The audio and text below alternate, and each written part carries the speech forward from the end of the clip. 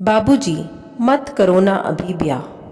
माँ देखो, ताई जी आई हैं। सुमिता जी कमरे में सिलाई मशीन पर काम करने में व्यस्त थीं कि राशि ने आकर कहा, अरे जीजी, आ जाओ ना यहीं। ये ब्लाउज सिलाई कर रही, कल ही देना है। काम भी कर लूँगी और बातें भी।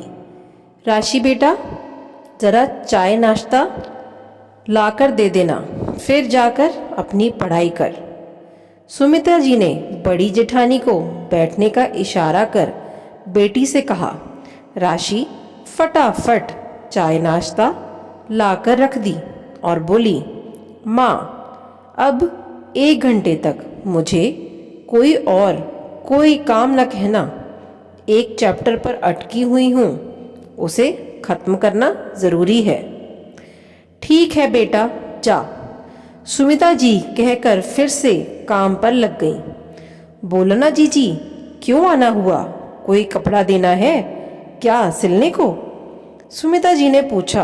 अरे सुमी, मैं तेरी बेटी के लिए बहुत अच्छा रिश्ता लेकर आई हूँ। अब उसको पढ़ाने की क्या ही ज़रूरत है? जल्दी से ब्याह दे। लड़की को ज़्यादा पढ़ा लिखा कर क्या करना है? जेठानी कांता ने कहा। जीजी, ये आप बोल रही हैं? कम से कम आप सोच लेती। सुमिता जी का हाथ जेठानी की बात सुनकर रुक गया। अरे ऐसा क्या ही कह रही हूँ, बेटी का ब्याह करना तो है ही ना। जो लड़का बता रही हूँ वो तिलक दहेज नहीं लेंगे, बस लड़की गुणी चाहिए। और अपनी राशि तो सर्वगुण संपन्न है, हम कर देंगे ना मदद, तुम चिंता ना करो। कांता जी ने कहा, लड़का क्या करता है यह तो बताओ। सुमिता जी ने पूछा।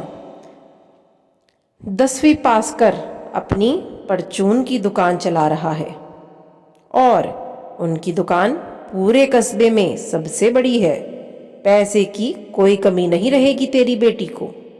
कांता जी ने कहा, जी, चाहे करोड़पति हो क्यों ना हो, मैं अपनी बेटी की ना तो पढ़ाई छुड़वाने वाली, ना अभी ब्याह करने वाली उसकी। मेरी लड़की जब तक अपने पैरों पर खड़ी नहीं होगी, ब्याह की बात सोचना भी दूर है। सुमिता जी दृढ़ता से बोली।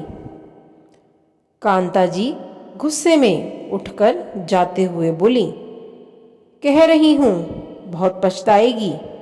इतना पढ़ाने से बेटी के पर निकल आएंगे, फिर ना तुम्हें पूछने वाली ना तुम्हारे लिए सोचेगी। जी, वो मैं देख लूँगी, बस आप घर आई, मेरी बेटी का सोची, ये मेरे लिए बहुत बड़ी बात है।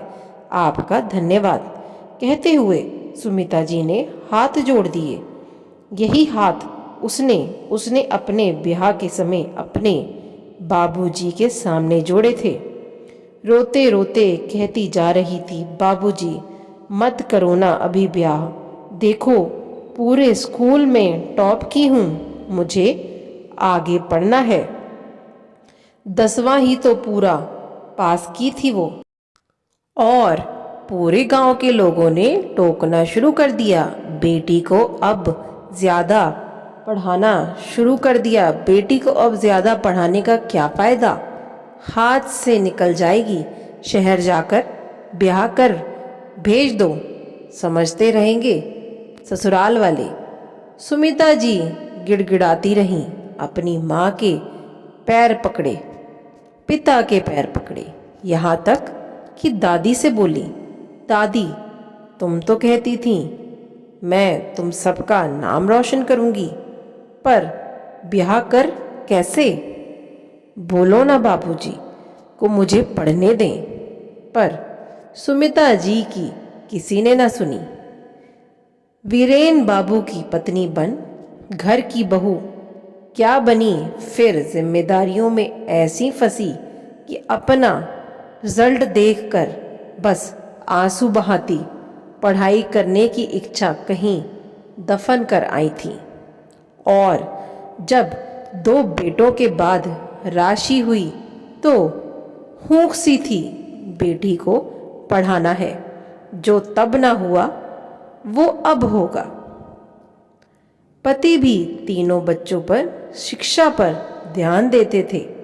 सुमिता जी पढ़ाई में तेज थीं, बच्चों को खुद ही पढ़ाया करती थी। पर एक मनहूस दिन ऐसा आया जब वीरेन बाबू बीच मझधार में सुमिता जी को छोड़कर चले गए। अब सुमिता जी तीनों बच्चों की परवरिश को लेकर चिंतित थी। खैर, पढ़ाई में लगन ने घर पर ही बच्चों को ट्यूशन देना शुरू किया और सिलाई में दक्षता होने से उससे ही काम के तौर पर अपना कर जिंदगी को फिर से पटरी पर लाने की कोशिश करने लगी थी। बेटों से ज़्यादा पढ़ने का लगन राशि में दिखता था और सुमिता जी उसकी लगन को ब्याह कर तोड़ना नहीं चाहती थी। माँ कहाँ खोई हो? भैया कब से आवाज़ दे रहा है? राशि ने झकझोरते हुए पूछा। कुछ नहीं, चल आती हूँ, कह सुमिता जी सिलाई मशीन किनारे कर कमरे से बाहर निकल आई। माँ, ताई जी मिली थी, राशि की ब्याह की बात कर रही थी। सुनो, तुम ना भूल कर भी अभी शादी मत सोचना, उसे पढ़ने दो। अभी अगले साल तक मेरी नौकरी भी लग जाएगी, फिर तुम्हारे काम कम कर देना।